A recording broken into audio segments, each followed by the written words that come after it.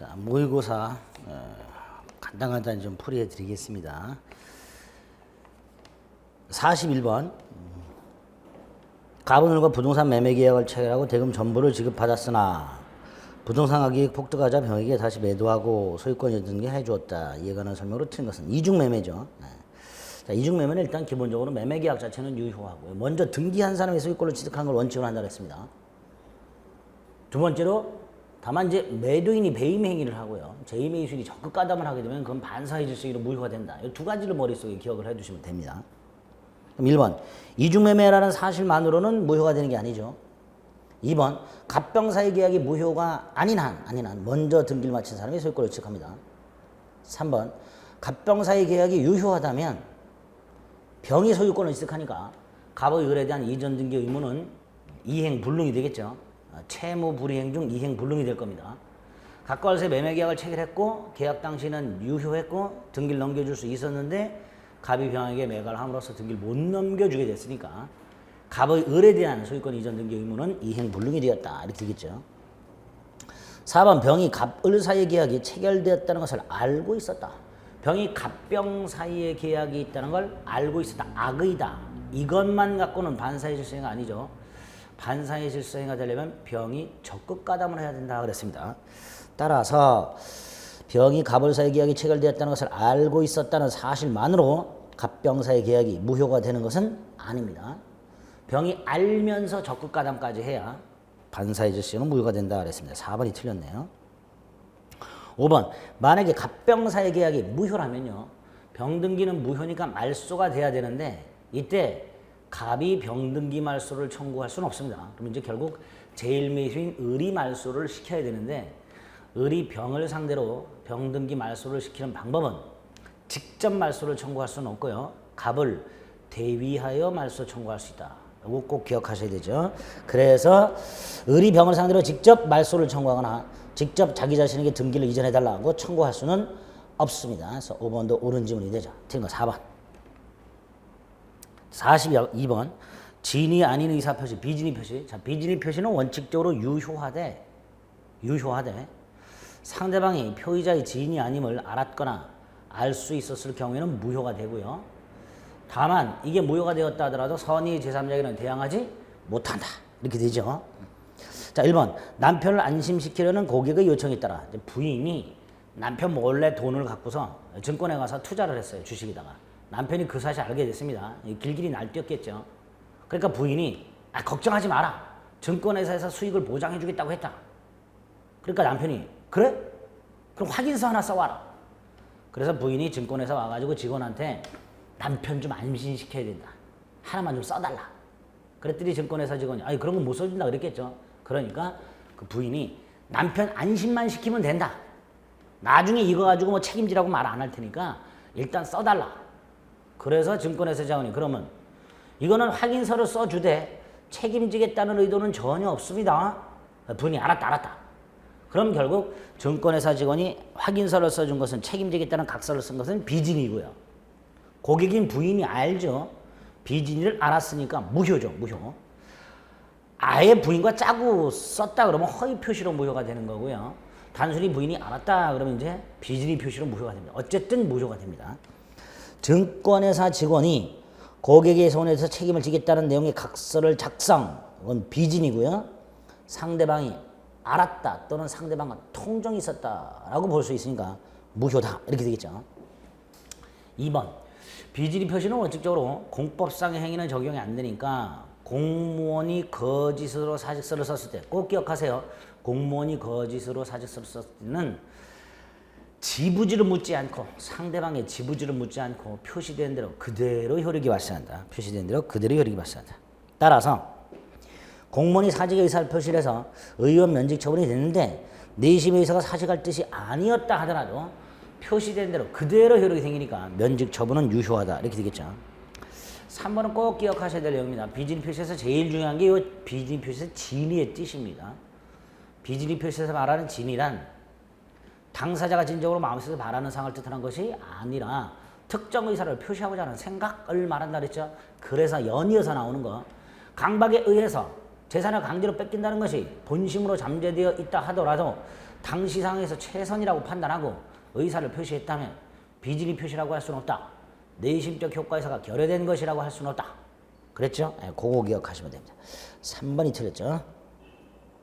4번 비진리 표시의 적용 범위 중에는 대리권 남용이 있었죠. 대리권 남용이란 대리인이 대리권의 범위 내에서 대리 행위를 했으나 개인적 이익을 도모하거나 제3자 이익을 도모하는 배임적 대리 행위가 있을 때 원칙 유효한 대리 행위다.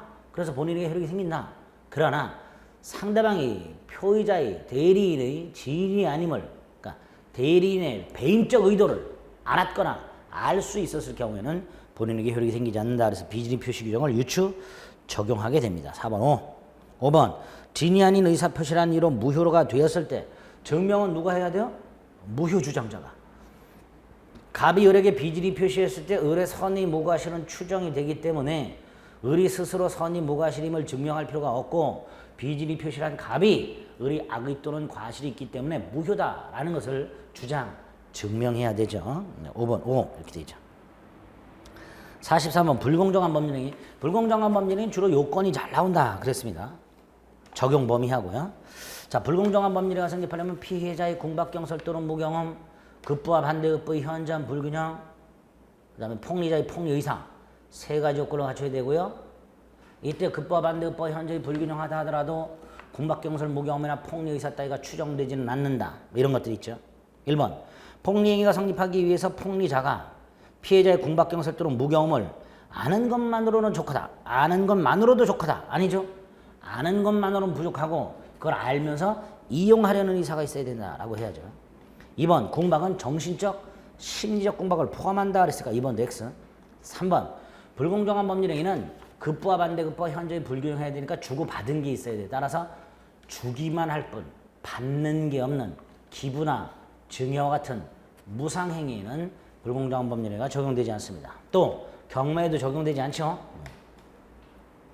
3번이 옳은 질문이네요. 4번 대리인에 의해서 불공정한 법률행위가 이루어졌을 때 궁박은 본인 기준, 경설 무경험은 대리인 기준 그랬죠. 그래서 궁본 경무대 기억하시자. 경설은 대리인 기준. 5. 폭리행위 무효입니다. 절대적 무효예요. 따라서 무효행위 추인 따위는 적용되지 않습니다. 강행규정 위반행위, 반사의 질서행위, 불공정한 법률행위는 절대적 무효이기 때문에 추인을 통해서 유효로 할 수는 없다. 두 번째, 전환도 인정이 안 됩니다. 원래는. 그런데 불공정한 법률행위만큼은 무효행위 전환이 인정될 수 있다. 이렇게 기억을 하시면 되죠. 추인은 안 됩니다. 5번 X.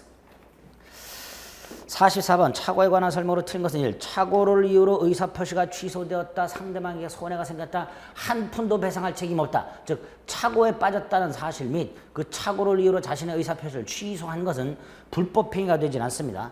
따라서 상대방은 착오자에게 손해배상 따위를 청구할 수가 없습니다. 1번 X. 2번 금융기관이 아닌 채권자와 체결한 보증계약에서 자 보증인이 보증을 설 땐요. 주채무자의 신용상태가 괜찮은지 이런 걸 파악하고 보증을 서야 되죠. 그렇죠? 그런데 주채무자의 신용상태나 자력에 대한 보증인의 착오는 중요 부분이 아니므로 보증계약을 취소. 금융기관의 경우에는요. 이런 경우가 있었어요.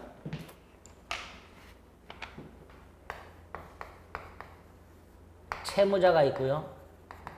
금융기관이 있고요.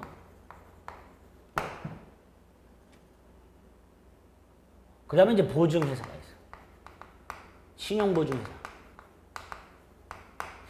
얘가 이거를 보증을 샀는데 보증은 채권자하고 보증인 사이에 체결되는 계약입니다. 이럴 때 신용보증회사는요. 금융기관으로부터 채무자의 신용상태를 알아보고 보증을 섭니다. 근데 이 금융기관이 채무자의 신용상태를 잘못 고지해서 이 신용보증회사가 채무자의 신용상태가 괜찮다라고 착각을 하고 보증을 선 경우가 있었어요. 그거는 중요 부분에 관한 착오가 됩니다.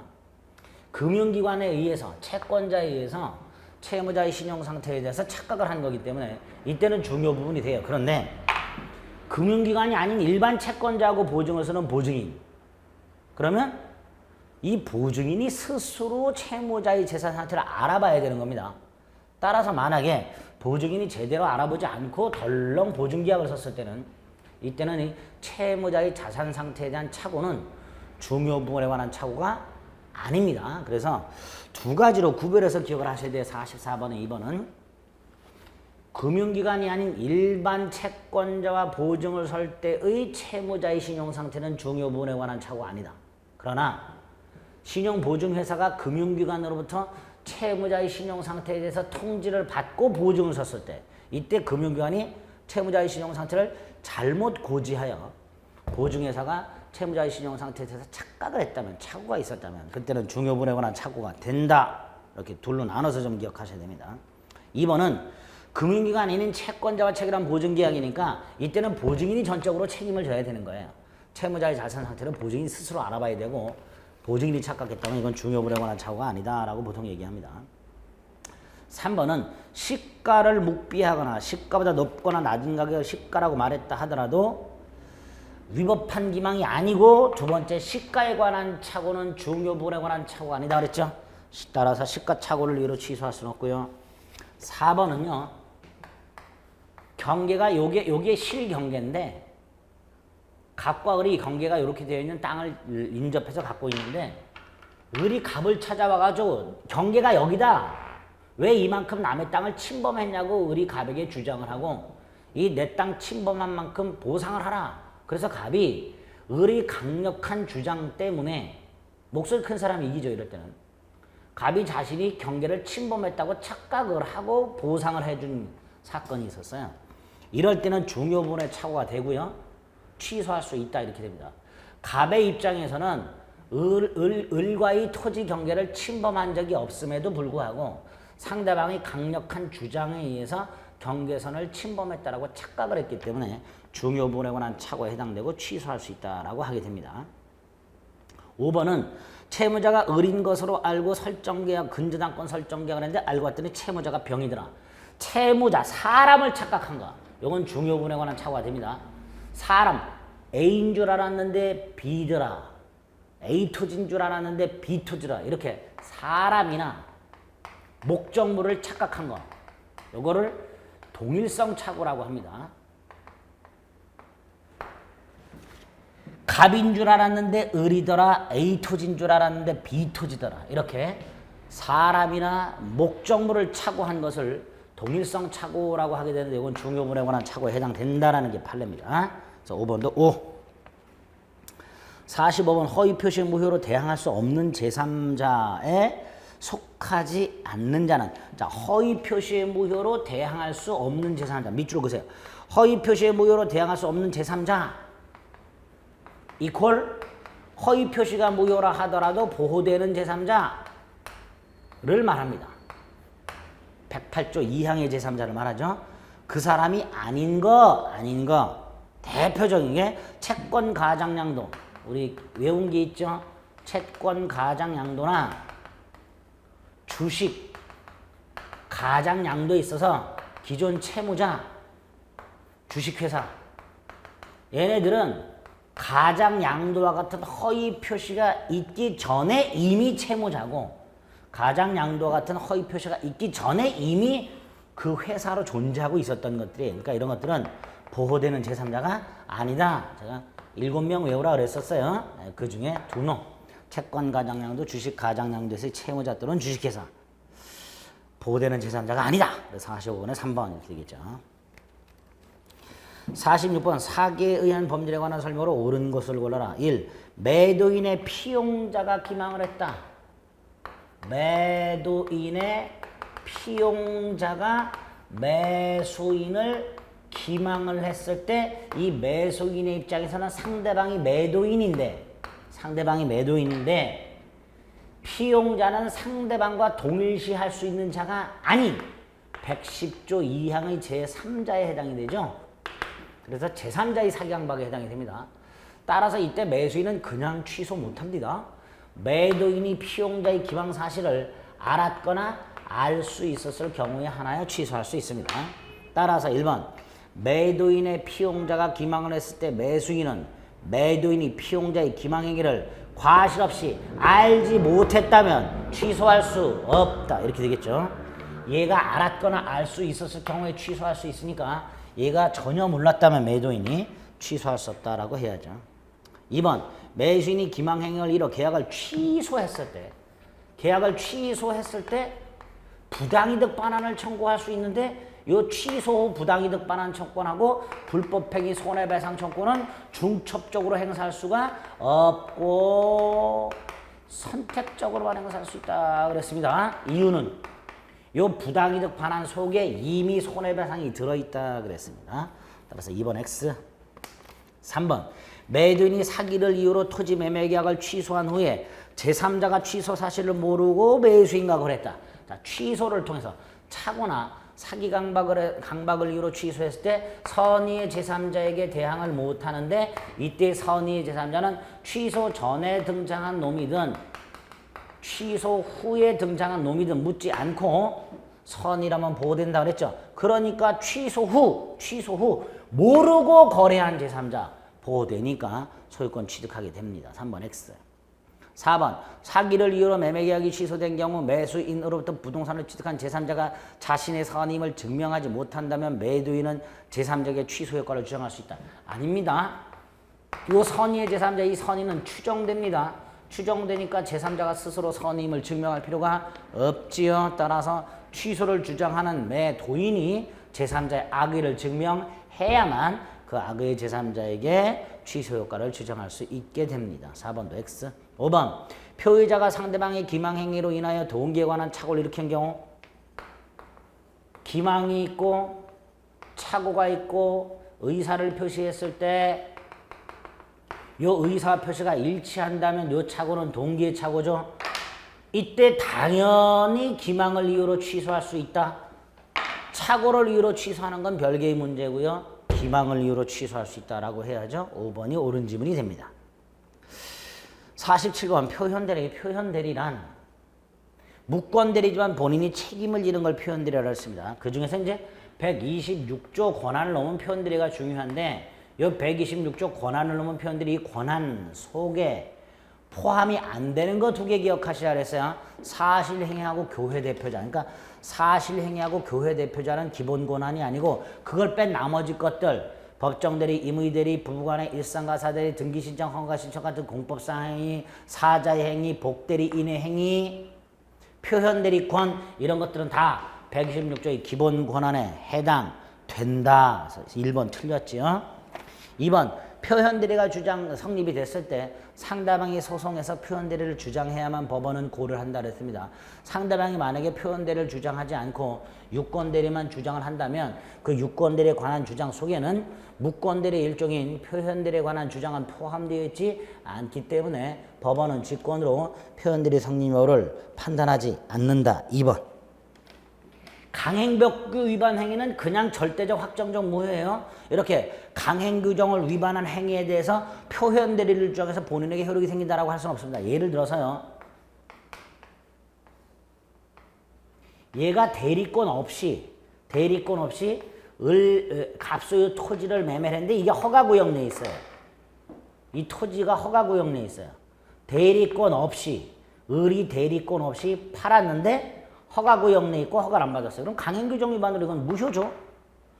그런데 얘가 선의무과실에서 표현대리가 성립이 되었다 할 때 허가를 받지 않은 상태에서 표현대리를 주장해서 감노 책임져라 이렇게 할 수는 없죠. 그래서 강행규정에 위반하여 무효인 행위에 대해서는 표현대리 법리를 적용하지 않습니다. 그냥 절대적 무효입니다. 4번 표현대리가 성립하는 경우 본인은 전적인 책임을 져야 되고 상대방의 과실 따위를 참작해서 본인 책임을 감경하지는 않는다 그랬습니다. 4번도 꼭 기억하셔야 될 판례고요. 5번은 1번하고 연결시켜서 임의대리 법정대리권도 126조의 기본대리권이 될 수 있다. 이렇게 되겠죠. 기본대리권이 될 수 있다. 그래서 권한 넘은 표현대리가 성립할 수 있습니다. 틀린 것은 1번. 48번 대리권 등에 관한 설명으로 틀린 것을 골라라. 1. 대리행위가 자기계약 및 쌍방대리 금지정행에 위함된 무권대리가 된다. 무권대리죠. 자기계약 쌍방대리를 위반하거나 공동대리를 위반했다. 무권대리가 되고 본인은 추인할 수 있다. 2번 대리권이 존재하는 것은 분명하지만 그 범위가 불분명할 때 118조가 적용되죠. 보충규정. 118조 뭐라고 돼 있어요? 관리행위만을 할 수 있도록 되어 있죠. 그중에서 보조행위는 무제한, 이용계량행위는 일정한 범위 내에서 2번 틀렸죠? 보존 행위만 할 수 있다가 아니라 관리 행위만 할 수 있다 이렇게 봤거든. 관리 행위만 할 수 있다. 그 중에 보존 행위는 무제한, 이용 계량 행위는 일정 범위 내에서만 이렇게 정리하시면 되죠. 2번 X. 3번은 임의대리권 소멸 사유 128조 숙권행위 철회. 숙권행위 철회 전이라 하더라도 원인관계 종료 128조 임의대리권 소멸 사유. 따라서 3번 원인되는 기초적 법률관계가 종료되기 전이라도 언제든지 처리할 수 있다. 맞죠? 4번은 대리행위하자. 갑을병 을이 대리인이다. 이때 병이 갑을 사기쳤다. 갑에게는 취소권 생기지 않습니다. 을이 사기를 당해야 갑에게 취소권이 생긴다 그랬죠? 그래서 사기 강박 차고 어떤 사정을 알았거나 알 수 있었던 것으로 영향을 받을 때 지부지 이런 것들 다 대리인을 표준화하는 것을 원칙으로 한다. 116조 1항. 따라서 4. 대리인이 사기나 강박을 당하지 않는 한 본인이 사기나 강박을 당했다 하더라도 본인은 취소할 수 없게 됩니다. 5번 피성년 후견인도 임의 대리인이 될 수 있다. 맞죠? 117조 대리인은 행위 능력자임을 요하지 아니한다. 따라서 미성년자나 피성년 후견인과 같은 제한 능력자도 일단 얼마든지 대리인이 될 수 있습니다. 다만 대리인이 된 상태에서 성년 후견이 개시가 되면 대리권 소멸 사유에는 해당이 되죠. 그래서 아직 대리인은 아니지만 미성년이나 성년 후견이 개시된 자, 이 사람을 대리인으로 선임하는 건 괜찮습니다. 네, 괜찮습니다. 틀린 것은 2번. 자, 49번 법률행위의 부관에 관한 설명을 옳은 것은 이라고 되어 있습니다.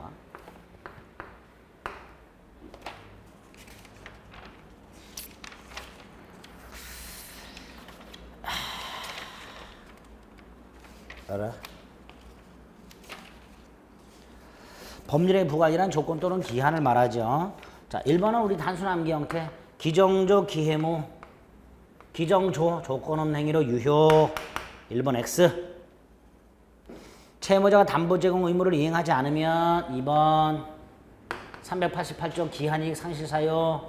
1호가 뭐예요? 채무자가 담보를 손상감소 멸실하게 한 경우. 2호 채무자가 담보 제공 의무를 이행하지 않은 경우 기한이익이 상실된다. 따라서 채무자는 기한이익을 주장하지 못한다. 2번이 답이죠. 3번 정지조건부 기한이익 상실 특약. 기한이익 상실 특약은 두 가지가 있어요.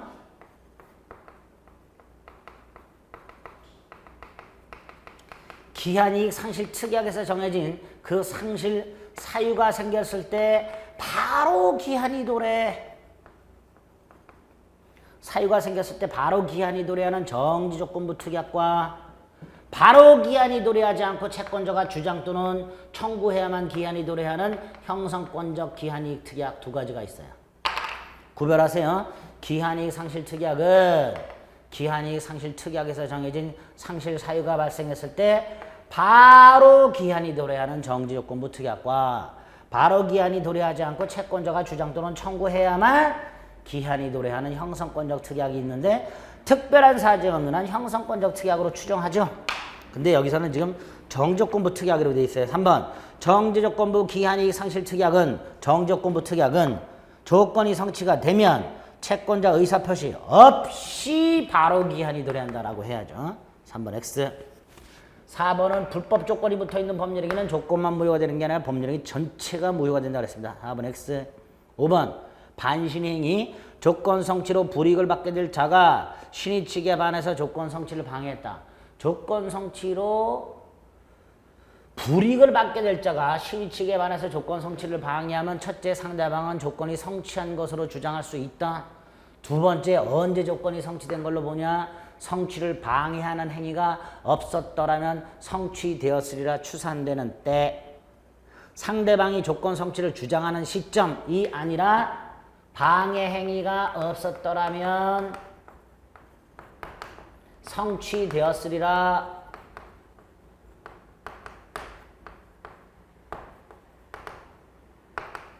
추산되는 시점. 이때 성취한 걸로 본다 그랬죠? 그래서 5번도 X. 2번이 답니다. 50번 취소에 관한 설명으로 틀린 것은 1. 제한 능력을 이유로 취소됐다. 제한 능력을 이유로 취소됐을 땐 제한 능력자는 현존 이익만 반환하면 된다. 이때 현존 이익에 대한 입증 책임, 제한 능력자 측에서 현존 이익이 없음을 입증 이렇게 되죠. 2번 취소 원인이 소멸을 한 후에 취소할 수 있는 법률행위에 관해서 이의 없이 경계계약. 자, 우리 법정 추인사유 전부나 일부의 이행, 이행의 청구, 경계계약, 담보 제공, 양도, 강제집행, 전의경 담양강. 법정 추인사유죠. 취소 원인이 소멸한 후에, 취소 원인이 소멸한 후에 이의를 제기하지 아니한 채 경계계약을 했다. 법정 추인이 되었다. 따라서 더 이상 취소할 수 없다. 이렇게 되겠죠.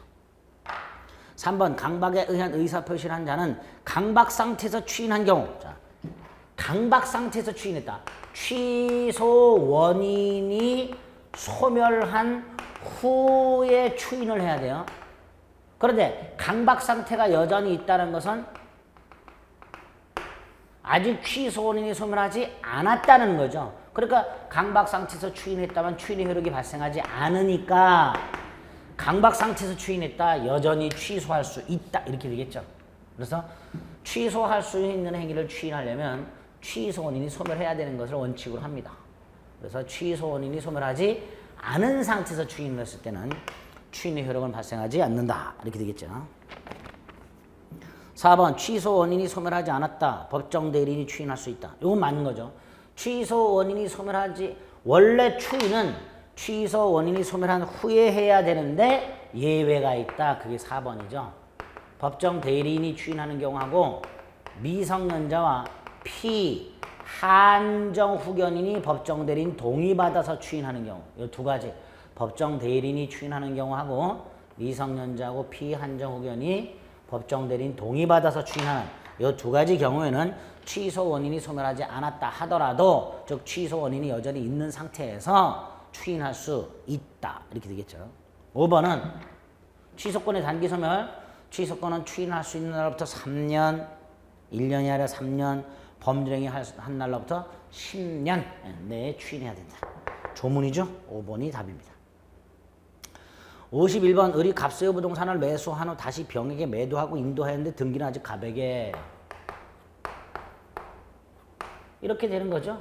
중간생략 등기의 문제하고 요 중간자 을의 이전등기 채권 소멸시효 여부 뭐 이런 것들이 나올 수 있겠죠. 1번 갑을병 전원이 중간생략 등기 합의를 했다. 전원이 중간생략 등기 합의했다면 직접 이전등기 청구할 수 있다가 되죠. 2번 합의가 없는데 병명으로 등기가 됐다. 유효라 그랬어요. 이건 무효로 할 것은 아니다 그랬습니다. 3번 합의가 있다 하더라도 매매대금을 인상을 했는데 을이 인상된 매매대금을 지급하지 않는다. 갑은 병의 청구를 거절할 수 있다 그랬습니다. 4번 만약에 을이 갑에 대한 이전등기 청구는 을이 병과 매매를 하진 않고요. 갑에 대한 이전등기 청구를 병에게 양도라고 양도 사실을 갑에게 설령 통지했다 하더라도 갑이 동의하지 않는 한 병은 직접 이전등기 청구를 못한다 그랬죠. 매수인의 이전등기 청구는 매도인의 동의가 있어야 처분할 수 있는 그런 처분이 제한되는 권리다가 우리 판례입니다. 따라서 4번 X. 을이 갑에 대한 이전등기 청구를 병에게 양도하고 이를 설령 갑에게 통지했다 하더라도 갑이 동의하지 않는 한 병이 직접 이전등기를 청구할 수는 없습니다. 5번은 토지거래허가 구역 내에서는 절대로 미등기 전매를 허용하지 않는다 그랬습니다. 깡그리 무효가 된다 그랬습니다. 등기 무효, 계약 무효, 허가 무효. 그래서 틀린 것은 4번. 52번 부동산 등기의 유효요건이라고 되어 있습니다.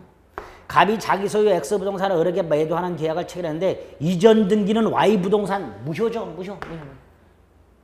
X부동산을 매매했다면 X부동산 등기가 넘어가야 되죠. X부동산을 매매했는데 뭐 지번 착오를 이렇게 해서 Y토지가 등기가 넘어갔다. 무효. 이렇게 되죠. 무효. 오표시 무효의 원칙에서 봤던 겁니다. 2번 위조문서에 의한 등기는 원칙적으로 무효예요. 다만 그게 실체 권리 관계와 일치해 그럼 유효. 3번은요. 표제부 등기 유용 안 된다 그랬죠. 표제부 등기 유용이 뭐예요? 멸실된 건물의 등기부를 신축한 건물의 등기부로 재활용하는 거죠. 이런 건 인정 안 된다 그랬습니다. 멸실 건물의 보존 등기를 멸실 후 신축한 건물의 보존 등기로 유용한 것은 절대로 허용하지 않습니다. 4번. 무효등기 유용을 하는 경우에도 등기상 이해관계 있는 제3자가 있을 때는 안 된다 그랬죠. 4번 5. 무효등기의 유용은 그 무효등기를 재활용하기로 하는 합의가 이루어지기 전에 등기상 이해관계 있는 제3자가 생기지 않는 경우에 하나요. 허용된다 그랬습니다. 4번 매매계약이 무효나 취소가 됐다. 매도인은 매수인을 상대로 등기 말소 등기를 청구하는 외에 이거 청구할 수 있죠? 을에게 등기를 넘겨준 상태에서 매수인 을에게 등기를 넘겨준 상태에서 계약이 무효, 취소, 해제 따위로 실효가 되면 소유권은 갑에게 당연히 복귀. 따라서 갑은 을을 상대로 복귀된 소유권에 터잡아 말소 등기를 청구할 수도 있고 진정 명의 회복을 위한 이전 등기를 청구할 수도 있고 둘 중에 하나. 그래서 옳은 지문이죠. 말소 등기 대신 새로운 이전 등기를 청구할 수 있다. 즉 진정 명의 회복을 위한 이전 등기를 청구할 수도 있다. 이렇게 되겠죠. 53번 갑소유 X토지의 을 명의로 이전 등기 청권 보존을 위한 가등기가 돼 있다. 갑소유 땅에 가등기권자 을이 있다. 뭐 간단하죠 이것도. 을은 가등기는 소유권 이전 등기 청권을 가등기에 대한 부기등기 형식으로 양도할 수 있다. 양도할 수 있다. 이걸 가등기라고 한다. 두 번째 2번 가등기에 터잡아 본등기를 했다. 순위는 소급한다. 그러나 소유권 취득의 효과까지 소급하는 것은 아니다. 을은 본등기한 때 소유권을 취득한다. 2번도 X. 가등기를 격려한 때부터 소유권을 취득하는 것이 아니라 본등기한 때. 3번 가등기는 추정력 따위 인정되지 않는다. 그래서 가등기 어쩌고 추정되다 어쩌고 저쩌고 다 틀린 지문이다. 4번 을의 가등기보다 선순위 담보권이나 가압류 등이 없어. X토지가 경매 절차에서 매각이 되면 가등기를 소멸한다. 요 4번은요. 요 가등기가 두 개가 있어요. 최선순위인데요. 지금 얘가. 앞에 아무도 없어요. 가등기 앞에. 이게 청구권, 순위, 보존을 위한 가등기 경우가 있고요. 담보 가등기가 있습니다. 자, 가등기가 최선순위인 상태에서 목적물이 경매가 되었을 때 이게 청권 순위 보존 가등기라면 소멸하지 않습니다. 그러나 담보 가등기라면 요게 말소 기준 권리가 되니까 소멸합니다. 그래서 그냥 소멸한다라고 하면 안 되고요. 둘로 나눠서 보셔야만 됩니다. 4번은. 5번 병이 X토지 소유권을 양도받은 후 을명의 가등기가 불법적으로 말소가 됐다. 자, 5번은 이런 순서죠. 이렇게 되어 있는 상태에서 이게 병에게 넘어갔고 그 다음에 불법 말소가 됐고 가등기를 포함해서 어떤 등기든 불법적으로 말소가 되었을 때 그 회복 등기는요. 이걸 청구할 수 있는데요. 이 회복 등기 청구는 말소 당시 소유자를 상대로 합니다. 가등기 터잡은 본등기는 가등기 당시 등기 명인을 상대로 본등기를 청구하지만 말소, 불법 말소에 따른 회복 등기 청구는요. 그 불법적으로 말소될 당시의 소유자를 상대로 합니다. 그래서 회복 등기 청구는 병에게 해야 된다. 이렇게 되겠죠. 5번이 옳은 지문이 됩니다. 54번 등기에 관한 설명으로 틀린 것을 골라라. 1. 하나의 부동산에 관해서 동일인 명의로 중복된 보존 등기. 자, 중복된 보존 등기인데 이중 보존 등기인데 등기 명인이 같아. 그럼 무조건 선등기가 유효라고 그랬습니다. 무조건 선등기. 따라서 뒤에 된 등기는 무효다. 2번 등기가 불법적으로 말소되었을 때 말소 회복 등기가 없다 하더라도 소유권은 소멸하지 않죠. 왜? 등기는 권리의 존속 요건이 아니에요. 따라서 등기가 불법적으로 말소가 되거나 등기부가 설령 멸실되었다 하더라도 그 권리는 소멸하지 않습니다. 54번에 3번 법률 행위로 인한 법률 행위에 의한 등기 청구권 채권적이죠? 대표적인 게 뭐예요? 법률 행위 대표가 뭐예요? 매매계야. 결국 법률 행위로 인한 등기 청구권 하게 되면 얘를 매수인의 이전 등기 청구권 생각하시면 돼요. 채권적이죠? 원칙적으로 10년의 소멸시효에 걸립니다. 3번이 틀렸네요. 4번은요. 미등기 A 토지가 있는데요. 토지 대장에 등기부가 아니라 토지 대장에 소유자가 갑에서 소유자가 을로 이전 등록이 되어 있어요. 이때 얘는 소유권을 취득하느냐? 못해요. 얘는 부동산을 샀기 때문에 이전 등기해야만 소유권을 취득합니다. 단순히 토지 대장상에 소유권 등록이 된 것만으로는 소유권 취득하지 못하고 얘가 소유권을 취득하려면 토지 대장상 최초 소유권 등록 명의인 이름으로 보존 등기를 하고 을의 이름으로 이전 등기까지 해야 을은 소유권을 취득합니다. 그래서 미등기 부동산에 대해서 대장상 소유권을 이전 등록 받은 것만으로는 소유권을 취득할 수가 없습니다. 최초 소유권 등록 명의인 이름으로 보존 등기, 즉 등기부를 만들고 이전 등기까지 해야.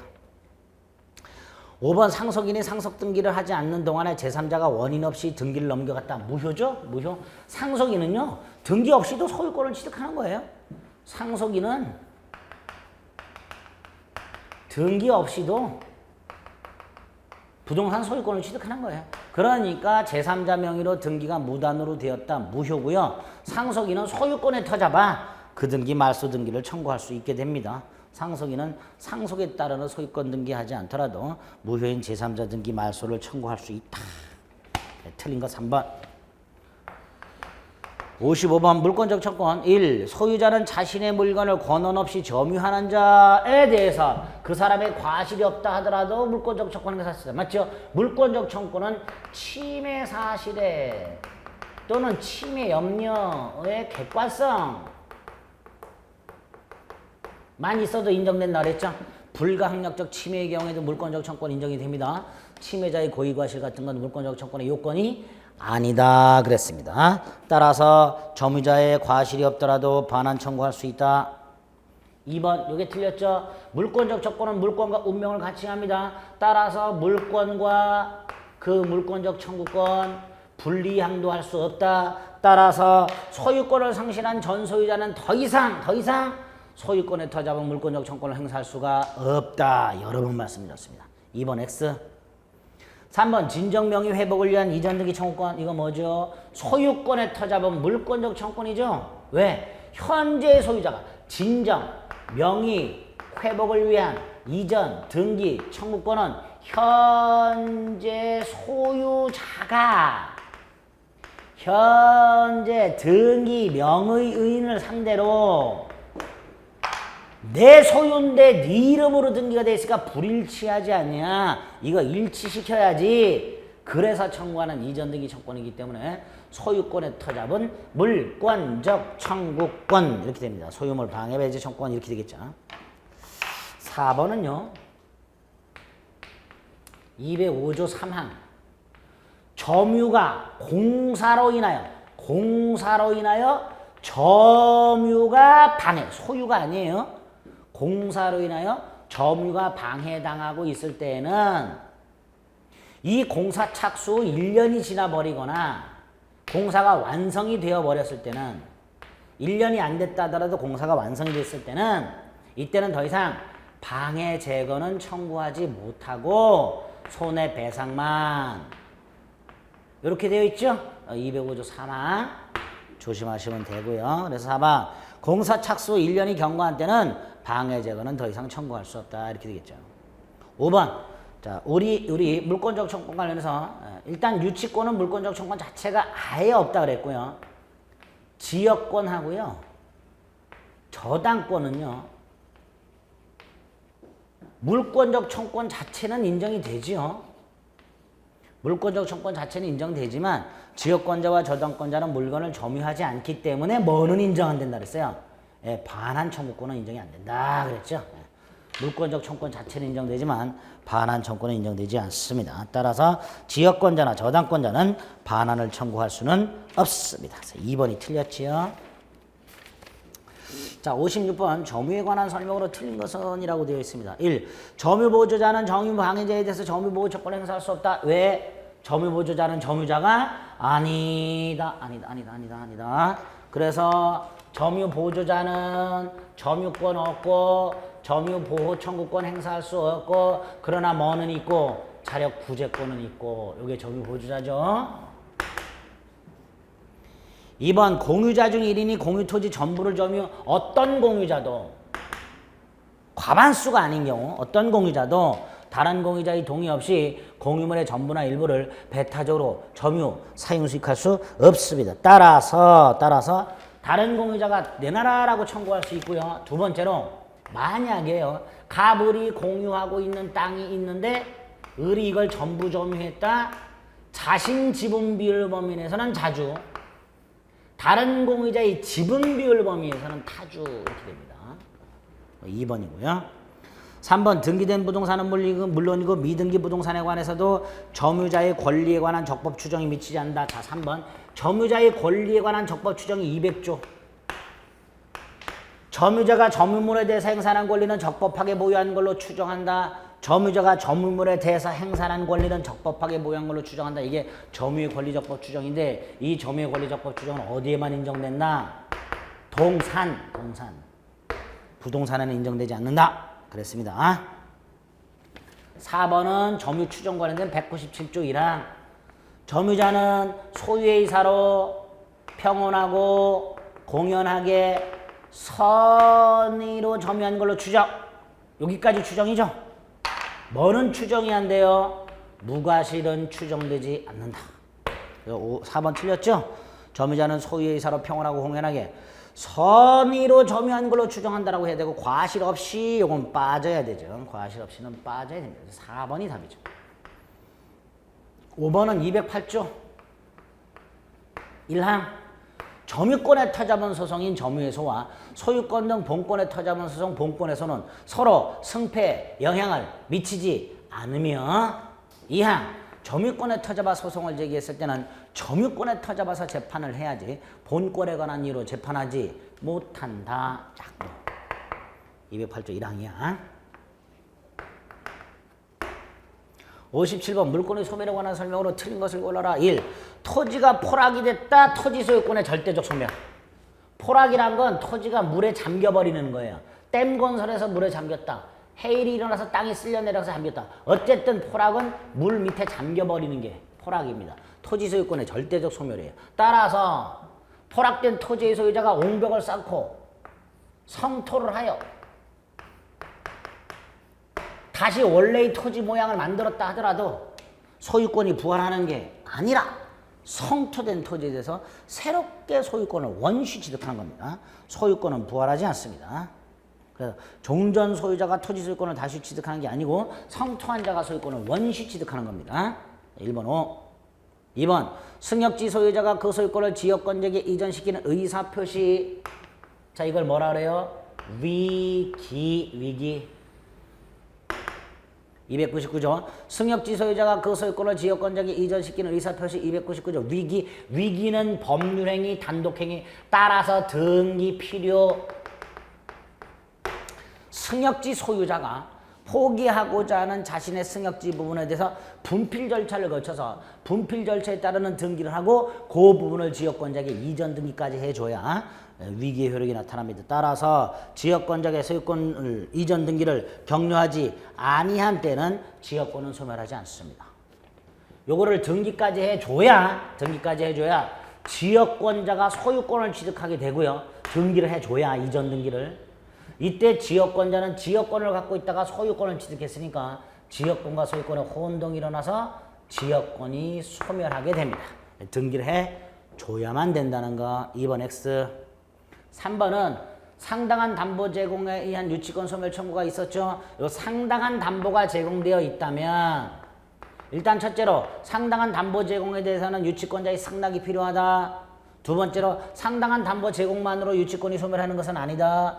세 번째로 상당한 담보가 제공되어 있다면 이해관계 있는 소유자 등은 유치권 소멸을 청구할 수 있다. 같이. 4번 근저당권자가 소유권을 취득하면 근저당권은 혼동해서 소멸합니다. 근저당권자가 소유권을 취득을 해버려요. 이거 소멸합니다. 따라서 원래의 상태로 되돌아간다 하더라도 소멸한 권리는 부활하지 않아요. 그런데 근저당권자가 소유권을 취득하기 전에 원인이 무효인 경우, 소유권 취득의 원인이 무효라면 소유권을 취득한 적이 없었던 거죠. 따라서 근저당권도 소멸한 적이 없었던 거예요. 이걸 판례가 근저당권은 부활한다 이렇게 표현한다 그랬습니다. 4번. 5번은 우리 민법은 물권과 채권의 혼동은 원칙적으로 인정하지 않지만 부동산 임차권과 소유권의 혼동은 인정하죠. 그래서 임차인이 소유권을 취득하면 임차권을 소멸하는데 예외도 인정해요. 이게 대항력을 갖추고 저당권자가 생긴 상태에서 그 다음에 소유권을 취득했을 때는 임차권을 소멸시키면 이게 손해가 올라가니까 이 임차권을 소멸해서는 안 된다 라고 해석을 한다 그랬습니다. 그게 5번. 대항력을 갖춘 임대차의 목적물에 저당권이 설정된 후에 임차인이 소유권을 취득하더라도 임차권은 소유권과의 혼동으로 소멸되지 않는다. 이렇게 되겠죠. 틀린 것은 2번. 58번 지상권. 자, 지상권의 1번. 지상권의 양도성은 절대적으로 보장된다. 따라서 지상권 양도 금지 특약은 무효. 2번. 갱신의 간접적 강제수는 지상권 존속기간이 만료로 소멸하고 다른 이유로 소멸하면 안 돼요. 존속기간 만료로 소멸하고 지상물이 남아있을 때 지상권자는 갱신을 청구할 수 있고 거절당하면 지상물 매수를 청구할 수 있다 그랬죠. 3번 건물 이외 공작물 소유 목적 최단 5년이죠. 5년보다 길게 하는 건 괜찮죠. 5년보다 길게 할 때 언제 얼마만큼 길게 그건 제한 없죠. 따라서 5년보다 길기만 하면 돼요. 10년도 되고 20년도 되고 30년도 되고 50년도 됩니다. 따라서 건물 위에 공작물 소유 목적 지상권 30년 기간 설정할 수 있습니다. 4번은요. 지료 2년 이상 지료 연체가 있을 때 토지 소유자는 지상권 소멸을 청구할 수 있는데 맨날 나오는 거 있죠. 이 2년 이상의 지료 연체가 토지 소유권 양도 전후에 걸쳐서 이루어진 경우 갑소유 땅이 있고요. 지상권자가 1년을 연체한 상태에서 토지 소유권자가 바뀌었고요.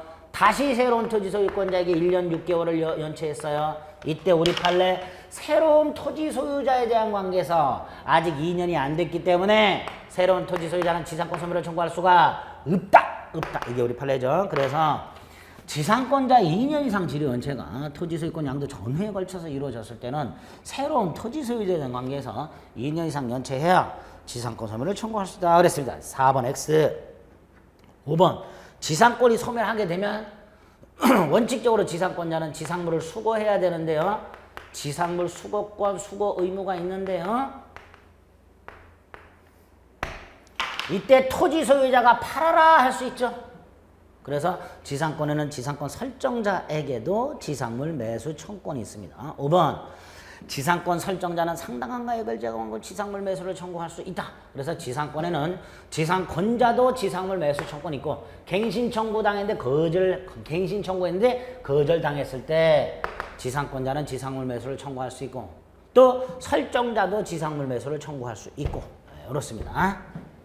그래서 틀린 것은 4번.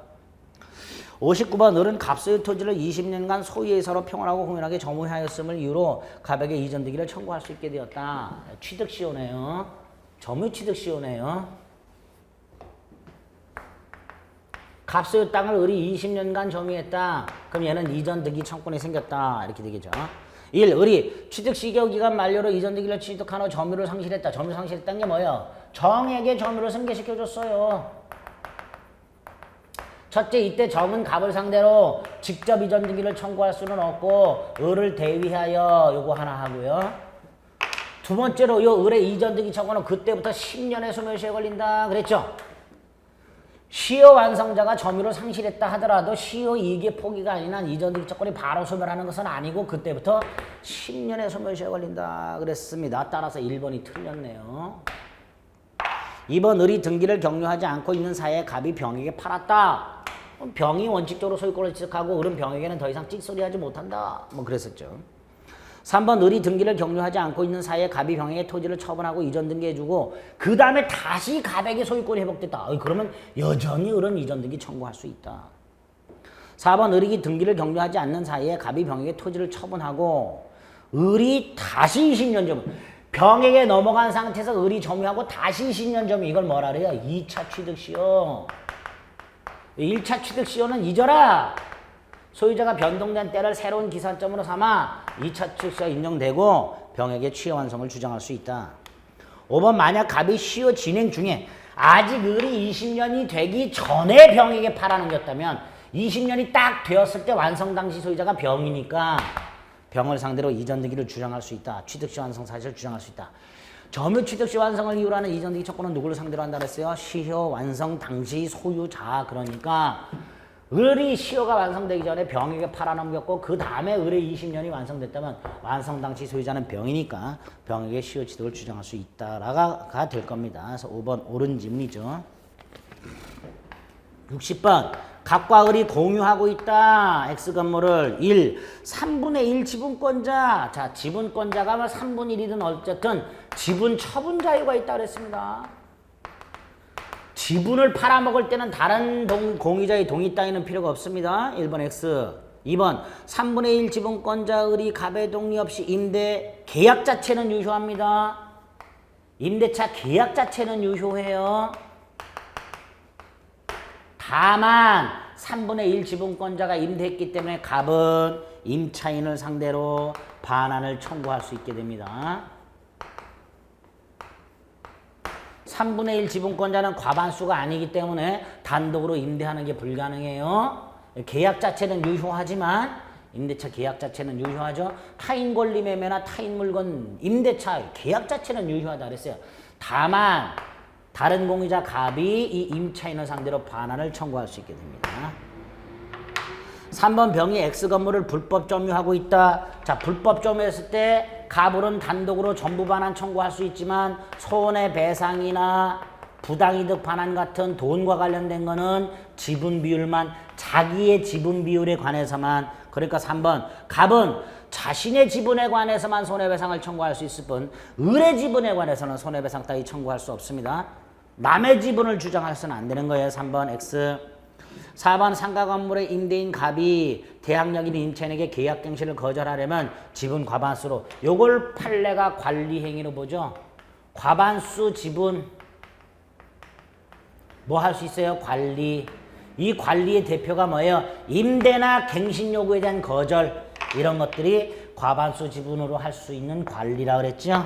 그래서 임대인이 임차인의 계약갱신 요구를 거절하려면 과반수를 결정해야 된다. 옳은 지문이죠. 관리행위. 5번 3분의 1 지분권자. 과반수네요. 3분의 2니까 과반수 지분권자 갑은 을의 동의 없이 전부를 병에게 사용하게 할 수 있죠. 유효합니다. 이게 3분의 2니까요. 이게 관리예요. 임대하는 게 관리예요. 따라서 을은 병에 대해서 인도 청구할 수 없습니다. 돌려달라고 못해요. 아까 1번, 2번처럼 3분의 1 지분권자가 지멋대로 임대했을 때는 다른 공유자가 돌려달라고 할 수 있지만 3분의 2 과반수 지분권자가 임대했다면 이건 관리행위이기 때문에 돌려달라고 할 수가 없다라는 거. 그래서 2번과 5번은 구별해서 꼭 확인해 주셔야 됩니다. 아시겠죠? 60번에 옳은 것은 4번 이렇게 됩니다. 자, 일단 20문제를 확인을 해봤고요. 나머지 20문제는 시간을 달리해서 살펴보도록 하겠습니다. S였습니다.